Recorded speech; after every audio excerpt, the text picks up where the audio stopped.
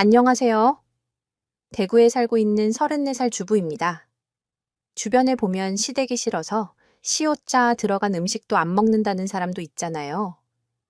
저도 시어머니의 시집살이를 살면서 누가 말했는지 공감이 간다 생각할 때가 많았답니다. 삼형제 중 막내 아들에게 시집와서 시집살이를 당할 줄 생각도 못한 제 얘기 들어보실래요?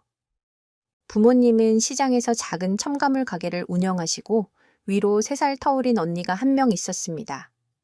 저는 어릴 때부터 공부를 곧잘 한다는 소리를 듣고 컸어요. 우수한 성적으로 해양대학교를 나와서 국내 굴지의 조선소에서 근무를 했죠. 남자들이 많은 근무 환경에서 고강도의 업무를 소화하다 보니 건강도 많이 안 좋아지고 앞으로 계속 근무할 수 있을까? 고민이 되더라고요. 그래서 입사 3년째 일을 그만두고 쉬게 되었어요. 언니는 공무원인 형부와 일찍 결혼해서 4살, 2살 조카 2명이 있었어요. 쉬는 동안 조카도 보러 갈 겸 언니 집에 자주 놀러 갔더랬죠. 그러면 매번 형부는 주변에 괜찮은 남자를 소개시켜 주겠다고 말을 했어요. 처제, 진짜 진국인 녀석이라니까. 내 친구라서가 아니라 사람이 좋아 만나볼래. 형부 친구면 34살 아니에요. 저랑 7살 차이 나는데 너무 아저씨 아닌가. 내가 몇 번 본 적 있는데 얼굴 동안이야. 지금 회사 그만두고 공무원 준비 중인데 자기 앞으로 아파트도 한 채 있고 건실하니 괜찮더라. 부담 갖지 말고 만나는 보라고 형부에 이어 언니까지 지원 사격에 나서더라고요. 누군지 모르지만 언니와 형부가 저렇게 밀어주다니 만나는 봐야겠다 싶었죠. 소개받은 남자는 주류 관련 일반 회사를 다니다가 적성이 맞지 않아 9급 일반 행정직 시험을 준비 중이라고 했습니다. 저도 조선소를 다니다가 맞지 않아 공무원 시험을 생각했기 때문에 말이 잘 통하더라고요. 주연 씨는 말씀 들었던 것보다 훨씬 미인이시네요. 많이 놀랐어요. 민수 씨도 생각보다 유쾌하시고 좋은 분이네요. 형부랑 언니가 엄청 칭찬하던데요. 소개팅에 한 번도 성공해 본 적 없어서 기대도 안 하고 나갔는데 사람이 겸손하고 긍정적인 면이 매력적이었어요. 그 후 몇 번의 데이트를 더 해보고 우리는 사귀게 되었죠. 사귄 지 2년째 남자친구는 9급 행정직에 합격을 하고 동네 주민센터에 발령을 받았습니다. 저도 남편이랑 같이 공무원 시험을 준비했었는데 안타깝게도 합격하지는 못했죠. 공무원 시험을 또 쳐야 할지 고민하고 있을 때 남자친구가 자기랑 결혼해서 시험 준비하라고 했어요. 옆에서 많이 도와주겠다고요. 제가 심적으로 많이 힘들 때 의지가 돼준 사람이 하는 말이라 믿음이 더 갔습니다. 오빠는 본인도 공무원 준비하면서 힘들었을 텐데 어떻게 나까지 잘 챙겨줘. 나도 힘들었지. 하지만 내가 주연이 많이 아끼고 사랑하니까 너무 당연한 거라 생각해. 진짜 오빠는 대단한 사람이다. 나랑 평생 함께 해줄 거야. 그럼 동해물과 백두산이 마르고 닳도록 네 옆에 있을 거야. 남편은 예전에 회사 일을 하면서 모아둔 돈과 청약으로 당첨된 아파트가 있었어요. 저도 일은 힘들었지만 월급을 많이 받아서 저축한 돈이 꽤 있었죠. 둘 다 검소한 편이라 친정시댁과 상의해서 딱 필요한 예물과 혼소만 하고 순조롭게 결혼 준비를 하고 있었습니다. 그런데 엉뚱한 곳에서 문제가 터지지 뭐예요? 남편은 3형제 중 막내로 홀어머니 밑에서 자랐어요. 사업하는 큰 형님, 개인 택시를 하는 작은 형님이 있었죠. 시어머니는 장남인 큰 형님 집에서 모시고 있다고 했어요. 문제는 시어머니가 막내 아들인 저희 남편을 끔찍히도 예뻐해서 미혼일 때부터 결혼을 하려는 지금까지 함께 살고 싶어 한다는 거였죠. 결혼하기 전에 한마디도 없던 남편이 시어머니와 압박에 못 이겨 제게 상의를 해왔습니다. 오빠, 그게 무슨 말이야? 어머님을 우리가 모시는 게 어떻겠냐니 엄마가 예전에 나랑 같이 살고 싶어 하셨는데 내가 공무원 공부한다고 뭐 못한 거였거든. 우리 결혼하면 같이 살고 싶다고 하셔서 나는 살면서 장남도 아니고 막내 아들하고 같이 사는 시어머니 얘기를 들어본 적도 없어. 큰형님, 작은 형님 두 분 다 멀쩡히 잘 계시는데 막내인 오빠가 왜 모셔? 엄마는 어릴 때부터 나를 제일 예뻐하셨거든. 나랑 살고 싶으시대. 난 결혼하면서부터 시어머니 모시고 못 살아. 처음부터 상의된 얘기도 아니고 난 오빠가 마디 노릇해야 하는 거면 결혼 다시 생각해 볼래. 우리 혼인신고 미루자. 큰형님 댁에서 서운하게 하거나 소홀히 모시는 것도 아니라는데. 시어머니는 유독 우리 막내 아들 최고라고 하면서 저희 남편에게 집착했어요. 일부러 그런 건 아니지만 제게 마음의 준비도 없이 시어머니를 모시란요. 첫 속에 인사를 하러 갔던 날이 떠올랐어요. 안녕하세요. 신지연입니다. 큰형님, 내외 두 분이 다 인상이 좋으시고 제가 긴장하니까 배려를 많이 해주셨어요. 그런데 시어머니는 탄탁치 않은 표정이시더라고요. 아가씨는 요새 공무원 시험 준비한다면서 우리 아들이랑 같이 시험 준비했다면서 아직 합격 못한 거야. 네, 어머니. 아니, 누구 보고 어머님이라는 거야. 아직 결혼 허락도 안 했는데 어머니, 엄마 모두가 시어머니의 말에 놀라 말렸더랬죠. 첫 인사에서 느낀 시어머니의 성정이 떠올라 저도 모르게 몸이 부르르 떨렸어요. 주연아, 다시 한번 생각해봐. 우리 아파트 평수 작은 것도 아닌데 엄마랑 사는 거 생각해보자. 결혼하면 우리 식구 되는 거니까 잘해주실 거야. 아니, 난 처음부터 아닌 건 아니라고 말해야 된다고 생각해. 우리끼리 살던지 아니면 오빠가 날 포기하고 어머니 모시고 살던지 해 제가 강경한 태도로 안 된다고 결혼 못한다고 했더니 남편은 시어머니를 설득했나 보더군요. 결국 우리는 무사히 결혼을 했고 단 둘만의 신혼생활을 시작했어요.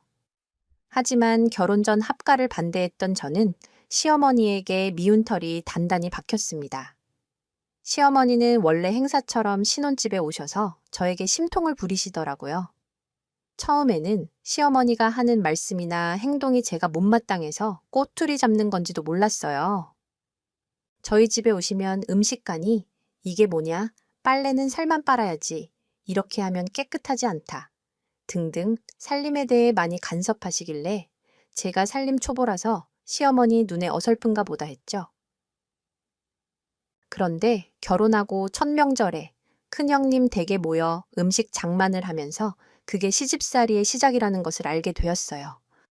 막내동서, 어머니가 뭐라 해도 너무 섭섭해하지 말어. 네, 어머님이요. 그랴, 어머님이 막내 동서가 합가 반대했다는 거 듣고 더 그러는. 요새 아가씨들 누가 시집살이 하려고 해요. 큰형님하고 저희 세대하고 같나요? 처음 시집와서 작은 동서랑 나도 시집살이 다 겪었어. 시어머니라는 게 다 그런데 우리 어머니가 좀 유별나긴 하지 시댁에서 보내는 첫 명절에 동서끼리 모여서 이런저런 얘기를 하다가 큰형님과 작은 형님이 저에게 해준 말이었어요. 제가 둔한 건지 크게 스트레스를 받지 않다가 생각해보니 시어머니의 말들이 예사롭지 않았다는 걸 알게 됐지요. 동갑이 넘는 나이 차이가 나서인지 큰형님과 작은 형님은 저에게 많이 배려해 주셨어요. 특히 시어머니를 대할 때 조심할 점이나 시댁 행사에 대해 많은 것을 알려주셨죠. 그 뒤로 시어머니가 신혼집에 올 때마다 참고해서 더 조심했어요. 굳이 가끔 보는 시어머니 심기를 건드리고 싶지 않았고 무엇보다 남편과는 관계가 좋았기 때문에 제가 좀 참으면 된다고 생각했어요. 친정 부모님께는 속상하실까봐 애초에 말도 못하고 친언니에게 시어머니와의 관계나 궁금한 점을 많이 물었답니다. 언니는 아무리 시대가 변했어도 시집가서 귀머거리, 3년 번거리, 3년 장님 3년이라는 시집살이에 관한 말은 틀리지 않은 진리라고 얘기해 주더군요. 남편의 어머니도 나의 부모와 같다 생각하고 마음을 넓게 가지라고요. 그러다 결혼 2년째 저희 부부에게 천사가 찾아왔습니다. 첫 아이를 임신하게 된 거였죠. 주변에서 축하 메시지를 많이 받았고 특히 남편은 세상을 가진 것처럼 좋아하더군요. 사실 남편은 주민센터 직원으로 근무하면서 육체적으로, 정신적으로 스트레스를 많이 받아 했어요. 제가 결혼하고 남편과 같은 직렬 시험을 보려고 하자 힘들다고 말리더라고요. 단순하게 동사무소에서 서류 발급을 하거나 민원 처리 정도의 업무를 생각했는데 우리가 모르는 일들을 많이 하더군요. 평일에는 저녁 회의 후, 뒤풀이 주말에는 야유회, 아니면 지자체 행사에 동원되고 눈빛 태풍이 오면 자다가도 출근을 해야 될 때도 많고요. 정시 출근 퇴근을 꿈꾸는 건 불가능했어요. 이제 막 5년째 접어들어서 적응을 하기는 했지만 생각보다 다른 업무들에 뺏기는 시간이 많았죠. 우리 아들이 태어난다는 게 믿겨. 나 요새 진짜 살맛난다 이제. 없던 삶에 원동력이 생기는 기분이랄까 다행이다. 오빠가 항상 피곤하게 업무하면서 힘들어하는 거 마음 아팠는데 우리 대박이가 힘이 됐네. 태명을 대박이로 찍고 출산 준비로 바쁜 나날들이었죠. 아무래도 친정이 편하니까 엄마랑 언니에게 도움을 많이 받았어요. 여보세요. 큰형님 잘 지내시죠? 저도 이제 6개월 되니까 배도 많이 불러오고 그러네요. 다행히 입덧이 심하지 않아서 괜찮은 것 같아요. 애가 순한가 보다. 뱃속에서도 효자네 다름이 아니라 어머님이 내일 막내 동선에 가신다고 하는데 집에 있지? 네, 저 집에 있어요. 오후에 오신다고요? 알겠어요. 그런데 어머님이 좀 서운해하는 눈치내 출산 준비하는데 자기한테 전화 한 통이 없냐고 나이 있으신 분들은 은근 자식들 전화 기다리시거든. 가끔 전화는 해드리라고.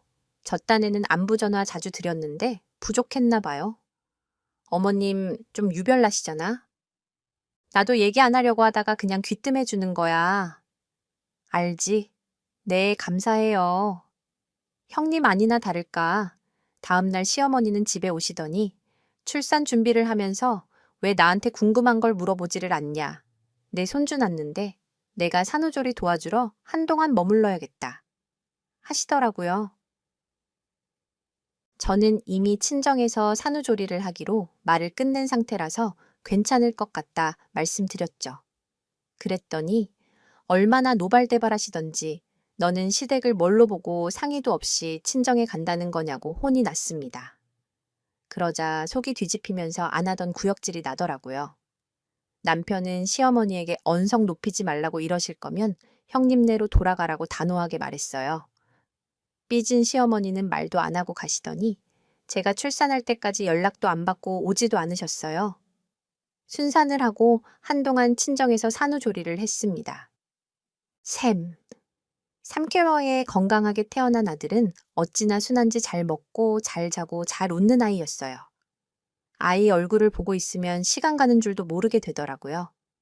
신혼집이랑 친정이 많이 멀지 않아서 남편은 퇴근 후에 저와 아이를 보러 왔어요. 아이가 깰 때마다 부모님 걱정이 됐지만 언니랑 부모님이 많이 도와주셔서 저도 편하게 지냈습니다. 3개월 정도 친정에 있다가 집으로 돌아갔어요. 남편 휴일에 맞춰 아이와 물품을 옮기기로 했죠. 아이를 안고 집으로 들어가는데 집안에서 인기척이 들렸어요. 처음에는 잘못 들은 줄 알고 무시했죠. 안방 문을 여는데 기함할 뻔했어요. 안방 침대에 누군가가 누워있는 게 아니겠어요. 잠든 아이가 놀라서 깰까봐 조심히 확인해 보니 시어머니였어요. 이게 무슨 일인가 싶어서 아이 방에 아이를 눕혀두고 남편을 급히 찾았어요. 오빠, 우리 안방에 어머님이 계셔. 이게 무슨 일이야? 엄마, 와 계셔. 나한테 연락 없이 와 계셨나 보네. 사실 당신 산후조리하고 있을 때 나 혼자 집에 있다고 밥도 해주시고 빨래도 해주시러 오셨었어. 그럼 나한테 얘기를 해야지. 깜짝 놀랐잖아. 그런데 오늘은 왜 우신 거야? 여보, 당신한테 말할 게 있어. 사실 큰형 사업이 너무 안 좋은 상황이라서 큰 형수도 친정에 가 있고 큰 형도 여기저기 문제 막으려고 뛰어다니나 봐. 큰 형네 안정될 때까지 우리가 모시고 있으면 안 될까? 형님네가 사업 안정될 때까지라는 건 확실한 기간을 기약할 수 없다는 거 아니야. 작은 형님네는 안 되신대. 작은 형네는 너무 멀고 작은 형서가 맞벌이 하니까 엄마랑도 사이가 썩 좋지도 않고 나한테 미리 언급이라도 해주지 그랬어. 너무 당황스럽잖아. 미안해. 당신 어머니 모시는 거 싫어하니까 말하기 어렵더라. 큰형이. 오죽 힘들었으면 내 앞에서 울기까지 했겠어. 이번만 부탁할게. 자기야 우리 태영이 키우는데 자기 혼자 고생하는 것보다 엄마가 같이 봐주면 좋기도 하고 그래도 큰형네 집도 담보로 돼 있어서 어떻게 될지 모른대. 진짜 어떡하니 평소에 저를 많이 챙겨주신 큰형님네가 어렵다는 소식을 들으니 편치 않았어요. 사업이 어렵다는 얘기는 종종 들었지만 몇 개월 사이 상황이 급박하게 안 좋아졌나 보더라고요. 결국 오갈 데가 애매한 시어머니를 한동안 저희가 모시기로 했습니다. 우리 손주 어쩜 이렇게도 방긋방긋 잘 웃을까요? 뉘 집 손주인지 얼굴에 광이 나네 시어머니는 손주 사랑에 푹 빠져서 육아에 열성적이었습니다. 제가 하는 일에 꼬투리를 잡으실까봐 긴장을 했는데 생각보다 별일이 없어서 안심하고 있었죠. 시어머니가 오신 지 일주일째 제게 아직도 삐지신 건지 말도 잘 걸지 않던 시어머니가 저를 불렀습니다. 아직 젊어서 그런지 출산하고 회복이 빨라 보이는구나. 친정에서 잘해주셔서 다행히 괜찮더라고요. 난 침대에 아니면 잠을 못 잔다. 네, 내 방에 침대를 하나 사주던지 안방을 내주던지 하렴 오빠 오면 상의해 볼게요. 아파트에 방이 3개라서 아이 방과 안방만 사용하고 창고로 사용하던 방을 시어머니에게 내어준 상황이었습니다. 아무 말 없으셔서 괜찮은 줄 알았더니 방바닥은 허리가 아파서 안 되고 침대가 있어야 한다더군요. 시어머니 성격답다는 생각이 들어서 알았다고 하고 말았어요. 남편이랑 얘기를 해서 안방을 내어드리기엔 우리 집을 옮기고 하는 게 번거롭고 새 침대를 사드리기로 했죠. 그걸로 끝이 아니었어요. 산후조리도 끝났으니까 밥 차려 오너라. 네. 너는 어떻게 시어머니 밥 한 번 차려줄 생각을 안 하니? 너같이 편하게 시집살이 하는 사람이 어딨어? 어머니 밥은 밥솥에 있고 반찬도 다 냉장고에 있는데 손이 없냐? 밥이 없냐? 네가 알아서 챙겨 먹어라 이 말이냐? 제가 태영이도 봐야 하고 집안일도 해야 하는데 어머니 식사 일일이 챙기는 게 힘들 것 같아서요. 네 큰 동서는 20년 동안 거르지 않고 한 일이야 더 젊고 똑똑한 네가 못하겠니? 큰형님은 더한 것도 했다는 말에 그저 밥상을 차렸습니다. 반찬이 이게 뭐야? 제철 음식이 몸에 좋다는 말 몰라 도로 가져가라.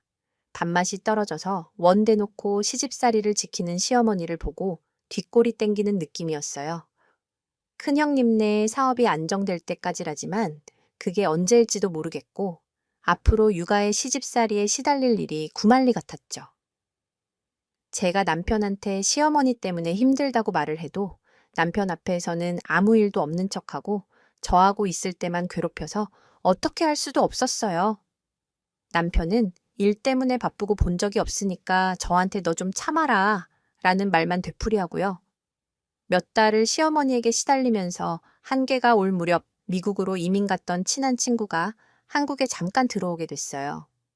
친구는 부모님도 미국에 있어서 한국에 연고가 없는 참이었죠. 일 때문에 일주일 정도 한국에 있을 예정이라기에 숙소를 잡고 하느니 우리 집에서 잠깐 머물기로 했어요. 시어머니에게도 친구가 잠시 같이 있을 거라고 했더니 집에 외부 사람 함부로 들이는 거 아니라고 엄청 싫어하더라고요.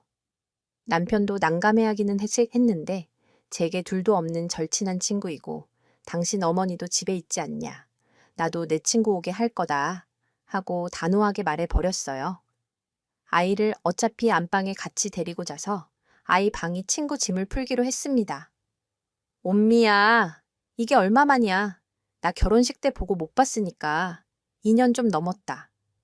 그치, 우리 신주연 안 본새. 진짜 어른이 됐네. 친구들 중에 제일 먼저 아이 낳고 이상가족을 상봉한 것 같이 서로 얼싸안고 얼마나 웃었는지 모릅니다. 절친인 은미는 독특한 매력을 지닌 친구였어요. 고등학교 2학년 때 동유럽인 체코에서 전학을 온 친구였는데 집시나 히피 문화를 동경해서 패션 아로마 타로 등 이국적이고 신비로운 것에 빠져 있었죠. 당시 쉬는 시간이면 타로를 들고 와서 아이들 운사를 봐주곤 했어요. 너 옷 입는 거 보니까 아직도 여전하다. 아직도 집시 문화, 이런 데 관심이 많구나. 아무래도 체코에서 자란 영향이 크지. 지금 디자인 작업하는 것도 그런 풍이고. 친구는 텍스타일이라고 하는 직물 디자인을 전공해서 집시스럽고 이국적인 작품으로 업계에서 인정받고 있다고 했어요. 여보, 어머니, 여기는 제 친구 최음이에요. 안녕하세요. 잠시 신세 좀 지겠습니다. 어서 오세요. 주연이 남편입니다. 결혼식 때 뵙고 오랜만이네요. 남편은 살갑게 환영을 해주는 반면 시어머니는 뭐가 못마땅한지 뚱하게 말도 안 하고 친구를 보기만 하더라고요. 제가 오히려 민망해서 친구에게 시차 적응하면서 쉬라고 했어요. 그날 저녁 남편과 시어머니 친구와 저 이렇게 4명이서 식사를 하고 이런저런 얘기를 나누고 있었죠. 너 아직도 타로 보니? 제 친구지만 좀 재주가 많아요. 내가 왕년의 타로 마스터였지. 자기 집에서 타로를 찾아온 친구는 대뜸 남편에게 타로를 봐주겠다고 했어요. 남편도 급 관심이 생겼는지 자리를 잡았고 친구는 타로 리딩을 해줬어요. 지금 일하는 직장의 여자분이 보이네요. 나이 많은데 미혼이 노처녀요. 헐 대박 있어요. 50대인데 아직 시집 안 간 팀장님이요. 그분이 오빠 많이 괴롭히죠. 헐 어떻게 알았어요? 완전 상전이에요. 잔소리 엄청나고 그 여자분 곧 인사이동 있어요. 오빠 앞에서 사라질 거예요. 내일 갑자기요. 우리 쪽은 웬만해선 이동이 없는데 이분 가고 나면 오빠 일도 잘 풀리고 승진할 거예요. 앞을 가로막고 있었네. 진짜. 생각만 해도 알턴이가 빠진 느낌이네. 타로 잘 보신다. 친구는 요리한 말발로 남편을 들었다 놨다 하며 좌중을 압도했죠. 남편은 생각보다 인상 깊었는지 잠자리에 들기 전까지 친구의 타로 얘기를 했어요. 내가 당신한테 노처녀 팀장님 얘기를 했던가?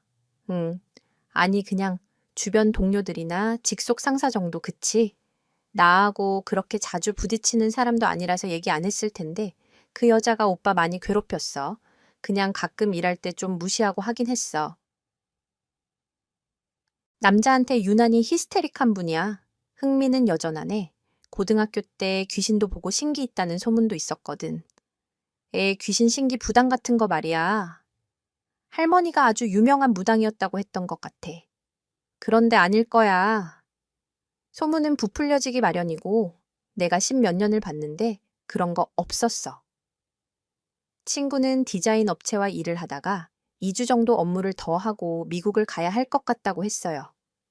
처음에는 어색해하던 남편도 일주일 정도 같이 생활을 하더니 친구의 광편이 돼서는 집에 얼마든지 더 머물다 가라고 할 정도였죠. 그 배경은 친구의 타로가 컸어요. 진짜 은미 씨 대박이다. 그 노처녀 팀장님 다른 주민센터 동장으로 가셨어. 인사이동 아무도 몰랐었대. 대박이다. 진짜 정말 너무 신기하다. 우리 말한 지 일주일밖에 안 됐는데 진짜 가셨어. 이거 이러면 나 승급한다는 것도 맞는 거 아냐. 기대되는데 뭐 가끔 맞춰요. 내가 좀 그래요. 타로 내용이 맞았다는 얘기. 시어머니도 내 눈이 동그랗게 커져서는 친구를 다시 보더라고요. 혹시 신뢰되는 얘기인 줄 알지만 신기가 있다거나 귀신을 보신다거나 그런 거 아니에요. 오빠, 무슨 그런 얘기를 해. 진짜 푼수야 푼수 남편이 궁금한지 저와 나눴던 얘기를 주책 맞게 친구한테 대놓고 물어보는 게 아니겠어요. 친구는 놔두라면서 유쾌하게 말해줬어요. 맞아요. 저 가끔 귀신도 봐요. 할머니가 무당이셨던 것도 맞고요. 소문으로만 들었지 친구한테 진짜라는 얘기를 들으니 저도 놀랐어요. 시어머니랑 남편도 덩달아 놀라더군요. 남편은 너무 신기했는지 이것저것 물어본다고 정신이 없어 보였어요. 친구가 함께 생활한 지 열흘 정도 됐을 때 시어머니가 웬일로 조용하다 싶었는데 또 반찬 투정을 하고 자기 빨래를 두고 난리를 부렸어요. 아니, 너는 시집 온 지가 언젠데 아직도 빨래 하나 반찬 하나 제대로 못하니 죄송해요. 어머니 니트 하얀색인 거 따로 빼놓는다는 걸 깜빡하고 다른 빨래랑 같이 돌려버렸네요. 시금치 나물은 얼마나 오래 데친 거야. 식감이 다 죽었잖아. 너는 요리하면서 맛도 안 보니 기본이 안 됐어. 기본이 다음부터 더 신경 쓸게요. 우리 아들보다 부족하면 노력이라도 해야 하는 거 아니니 제대로 할 줄 아는 게 뭐니? 내가 옆에 없었으면 우리 아들이랑 손주는 평생 이런 음식 먹고 이런 환경에서 살 뻔했잖아. 한번 잔소리를 시작하면 자신 마음에 찰 때까지 하는 시어머니였죠. 뒤에서 조용히 저와 시어머니를 지켜보던 친구는 시어머니가 없을 때 물어보더군요. 너 시집살이 장난 아니다. 처음 인사드릴 때부터 너희 시어머니한 성격 하겠다. 했는데 무슨 시베리아 벌판보다 더 시리네. 괜찮아. 몰라. 나도 이제 포기야. 막내 아들한테 시집 왔는데 마디 노릇하는 중이야. 요새 세상이 어떤 세상인데 밥상을 차려서 떠받쳐줘. 손가락 까딱 안 하시고 아가리 파이터네. 야 흐흐 너 때문에 웃는다. 고마워. 말이 나온 김에 현재 큰형님네. 상황 시어머니를 모신 지 얼마 안 된 이야기 등 친구에게 터놓고 이야기했습니다. 아이, 낳고 몸도 아직 안 좋은데 고생했네. 어쩔 수 없지. 뭐, 우리 남편을 너무 좋아하셔. 거기서부터 비극이야. 다른 형님들도 돌아가면서 시집살이 당했다니까. 나도 그러려니 하고 있어. 그래도 남편은 좋은 사람이니까. 견디는 중 나는 시집 못 가겠다. 워낙 자유로운 영혼이라서 그래도 내 편인 친구가 마음을 헤아려 주니 힘들었던 마음이 진정이 되더라고요. 매번 너는 잘하는 게 하나도 없다.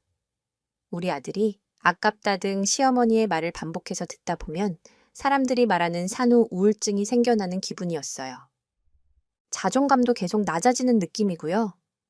제가 시달리는 상황을 보더니 친구는 괜찮다고 저를 꼭 안아주더군요. 친구 앞에서 부끄럽기도 하고 후련하기도 한 마음이었습니다. 아이, 예방접종을 위해 잠시 외출을 해야 하는 날이었어요. 시어머니만 집에 있게 되었죠. 나간 김에 친정엄마랑 언니랑 식사 약속도 잡고 편히 놀다 와야겠다 싶어 저녁 먹고 온다고 남편과 친구에게도 미리 언급을 했었더랬죠. 아주머니, 아이고 놀래라. 오늘 다들 늦게 온다고 해챘는데 친구는 빨리 들어왔네. 네, 생각보다 일이 일찍 끝나서요. 주연이는 늦게 온다면서요. 오늘은 혼자 밥 차려 드셨겠네요. 아이, 뭐 그렇지. 아주머니, 혹시 남편분 타지에서 돌아가셨어요? 그게 무슨 말인지 객사했네. 아줌마 옆에 왔다 갔다 하네. 배고프다는데 천도제 안 지내줬어요. 다 큰 처녀가 못하는 말이 없어. 남의 집 얘기 이렇게 함부로 막 해도 돼요. 눈에 보이는 걸 어떻게 해요? 보이는 대로 말하는 건데요. 내 앞에서 그런 얘기 하지 말아요. 간만에 집안일에서 해방되어 즐겁게 보내다 왔어요. 초저녁이 돼서 집에 들어오니 남편은 아직 퇴근 전이고 친구와 시어머니만 있었어요.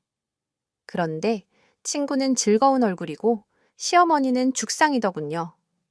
시어머니는 저를 보자마자 자기 방으로 불렀어요. 아가, 내 친구는 언제 미국 가니 은미요. 열흘 정도 있으면 갈 거예요. 왜요? 무슨 일 있으셨어요? 아니다. 열흘 있으면 가는 거지 진짜지. 시어머니는 겁에 질린 사람처럼 뭔가 두려워하는 것처럼 보였어요. 그날 이후 시어머니는 제가 어디 외출을 한다거나 잠시 자리를 비우는 걸 극도로 싫어하더군요. 집안에서도 제가 안 보이면 엄청 찾아다니고요. 그때는 그냥 이상하다 정도로만 생각했어요. 평소와 같은 저녁 시간을 보내고 TV를 보며 과일을 먹고 있었죠. 남편은 대뜸 생각이 났는지 친구에게 타로를 봐달라고 했어요. 주변에 애인 때문에 속 썩는 친구가 있다면서요. 그랬더니 시어머니가 대뜸 이런 미신 따위를 왜 믿냐면서 화를 버럭 내는 게 아니겠어요. 남편도 저도 모두 벙찐 상태로 시어머니를 바라봤습니다. 친구도 내가 뭘 알겠냐면서 손사래를 치고요. 시어머니는 신경질을 내며 자기 방으로 들어갔어요. 저와 남편은 친구에게 미안하다고 어머니가 좀 예민하신 모양이다 하고 사과했죠. 며칠 뒤 친정아버지 생신날이라서 남편과 저 아들은 친정을 다녀오기로 했어요. 친구도 약속이 있다면 늦게 들어온다고 했고요. 시어머니는 몇 번이고 저희가 돌아오는 시간과 친구가 들어올 시간을 물어봤어요. 일단 저희가 더 먼저 들어온다는 말을 듣고 안심하더군요. 아무래도 친구랑 단둘이 있는 게 어색해서 그런가 보다 했죠. 점심 드셨어요. 애구머니나 아가씨가 왜 여기 있어? 약속 가서 저녁에 온다고 그랬듯 했는데 약속이 일찍 끝나서요. 그럼 볼 일 있으면 봐요. 난 방에 갈 테니 아줌마 시어머니 조항 단지는 왜 깨뜨리셨어요? 뭐라고? 아니 그걸 어떻게. 그거 시어머니가 엄청 애지중지하고 모신 걸 텐데 시어머니 돌아가셨다고 거기에 화풀이 하시면 어떡해요? 시집살이 당했다고 며느리들한테도 시집살이 시키고 네가 뭘 안다고 나한테 이런 말을 해. 비켜 난 안 들을 거야. 시어머니 화나면 보통 분 아니신데 이렇게 조상을 화나게 하면 어떡해요? 저리가 나한테 그런 말 하지 마. 난 하나도 안 믿어. 전생에 지은 죄도 많은 사람이 현생에도 똑같이 죄를 짓고 있네. 특히 당신 며느리들한테 한 짓 당신 두고두고 벌 받을 거야. 그만해. 그런 말 하지 마. 지금도 당신 옆에 시어머니랑 남편은 지켜보고 있어. 그리고 이 집에 당신 벌하러 온 조상신들이 그득그득 있어. 요새 팔다리가 저릿저릿하지 않아요. 저리가 말도 안 되는 소리 말고 저리 가라고 시어머니가 귀신이 돼서 당신 지켜보고 있다고요. 아버지 생신 잔치가 생각보다 늦게 끝나서 밤 9시가 넘어서 집에 왔습니다. 친구는 거실 소파에 앉아 TV를 보고 있었어요. 우리 시어머니는 벌써 주무시나? 아니, 아까 나가셨어. 뭐, 나가셨다고? 어디를 몰라? 급하게 나가시던데 남편은 무슨 일인가 싶어 시어머니에게 전화를 걸더군요. 그런데 전화를 받지 않으셨어요. 저희가 집에 도착한 지 1시간이 됐을까? 작은 형님네에서 전화가 왔어요. 네, 엄마가 형님 집에 갔다고요. 여기서 꽤 먼데 거기까지 가셨어요. 알겠어요. 남편은 별일이라는 듯 시어머니가 3, 4시간 거리에 있는 작은 형님네에 가셨다고 했어요. 더 의아한 건 어머님이 있던 방에는 짐이 그대로 있었어요. 엄마가 웬일로 거길 가셨지? 멀미 있으셔서 버스 타는 거 안 좋아하시는데 급한 일이 있으셨나? 시어머니 성정을 익히 알고 있던 터라 남편과 저는 이상하기만 했죠. 다음 날 시어머니에게서 전화가 왔습니다. 본인 짐 좀 보내달라고 하더군요. 앞으로 작은 형님네에서 지내기로 했다면서요. 남편과 저는 갑자기 왜 그러는지 궁금했지만 시어머니는 다짜고짜 그렇게 알라고 하며 전화를 끊었습니다. 마침 일요일이라 남편이 직접 짐을 가져다 주기로 했어요. 제 친구는 간만에 한국에 왔다며 잠시 여행을 다녀온다 하고 나갔고요. 남편은 집에 돌아와서 이상한 소리를 했어요. 시어머니가 저희 집에서 귀신을 봤다며 여기에 있다가는 제 명에 못 살 것 같다고 작은 형님네 앞으로 쭉 있을 거라고 했다네요. 그렇게 같이 살고 싶어 하던 막내 아들을 두고 굳이 사이가 별로인 작은 형님네에 계시겠다니 무슨 일인가 했죠. 이틀 후 친구는 강원도 여행을 잘 다녀왔다면서 특산물인 오징어를 들고 왔더라고요. 새삼 자유로운 여운의 친구를 바라보며 시어머니 얘기를 꺼냈어요. 이틀 전에 작은 형님네로 짐을 다 옮기고 가셨다고요. 친구는 제 얘기를 듣더니 낄낄거리며 얘기해 줬어요. 사실 저랑 남편이 없을 때마다 시어머니를 조금씩 골려줬다고요. 처음에는 제가 시아버지가 타지에서 교통사고로 돌아가신 얘기한 걸 기억해서 떠봤다고요. 너 그런 걸로 어머니 겁주면 어떡해. 네가 시집살이 그렇게 당하는데 내가 두고 볼 수 있어야지. 그래서 그렇게 시어머니가 타로 이야기나 미신 얘기에 욱하신 거구나. 나 가끔 환영 같은 거 보거든. 너희 시어머니랑 둘이 있음 이상한 게 막 떠올라. 그날도 너희 시어머니가 부뚜막에 있던 단지 같은 걸 들고 깨뜨리는 게 보이는 거야. 너희 시어머니의 시어머니도 보이더라. 막 화내시는 게 보이고 그걸 말했더니 개거품 무시던데 뭐 그런 게 어떻게 보여. 정말 진짜 신기 같은 거 있는 거야. 아주 드문 일이기는 한데 상대랑 뭔가 딱 통하는 게 있으면 이미지처럼 보이긴 해. 너희 시어머니가 그랬던 것 같고 그럼 어머니가 우리 집에서 귀신 봤다는데 그것도 맞는 거야. 그건 내가 겁 좀 줬지. 너희 시어머니 베란다 창문에 그림자 어른거리게 뭘 좀 달아놨더니 아주 혼비백산을 의미야. 아무리 그래도 너 난 그냥 미국 할리윈데이 같이 살짝 꾸며본 거고 그렇게 바로 집을 나가실 줄은 몰랐지. 너 고등학교 때부터 사람 놀리는 거 좋아하더니 아직도 그 버릇 못 고치고 진짜 아냐. 그냥 아메리칸 스타일이라고 해줘. 요새 미국 할로윈데이 귀신 분장 장난 아니야. 진짜 귀신 같다니까. 나중에 놀러와 보여줄게. 우리 남편 알면 놀랄 텐데. 무슨 비밀로 해야지? 내가 너한테 결혼 선물했다고 치자. 아무리 생각해도 내 귀한 친구가 시집살이 때문에 우울증 걸리는 꼴 못 본다. 웅미야, 너 혼자 방 안에서 이불 뒤집어 쓰고 울면 내가 모를 줄 알았냐. 알고 있었구나. 내 생각해줘서 고마워. 그래도 작은 형님네. 가서 또 시집살이 시키시는 거 아닌가 몰라. 아마 아닐걸. 내가 전생의 업보랑 현생의 며느리 시집살이 시킨 거 연결해 놨어. 겁이 나서라도 그렇게 못하실 거야. 생각보다 지옥 가는 건 무서워하시더라. 그저 너희 시어머니 마음속 깊숙하게 자리 잡은 두려움을 살짝 건드린 것뿐이야. 보, 너 진짜 그러니까 이제부터 남편이랑 아들이랑 행복하게 살아. 그런데 진짜 신나림 같은 거 아니지? 반반이라니까. 그러네. 친구는 그런 저의 걱정스런 물음에 익살스런 표정을 지으며 괜찮다고 했어요. 그 일이 있고 나서 일주일 뒤에 친구는 무사히 일을 마치고 미국으로 돌아갔습니다. 다음에 가족들과 미국으로 놀러 오면 자신이 대접하겠다고 하더군요. 언젠가 다시 만날 날을 기약하며 인사를 했어요. 그런데 신기하게도 친구의 말처럼 일이 하나둘씩 맞아갔어요. 동서 이번에 서방님 승진했다면서 승급 시험 준비한다더니 잘 돼서 축하해 감사해요. 형님 어머님은 어떠세요? 난 어머니랑 매일 싸울 줄 알았어. 처음 시집 왔을 때 박 터지게 싸운 게 생각나서 내 성격 알지? 아니면 막 들이받는 거. 그런데 나이가 드셨는지 엄청 조용히 잘 지내셔. 누가 보면 다른 사람인 줄 알겠어. 진짜요. 엄청 걱정했는데 다행이네요. 그러게 사람이 늙고 하면 변하나 봐.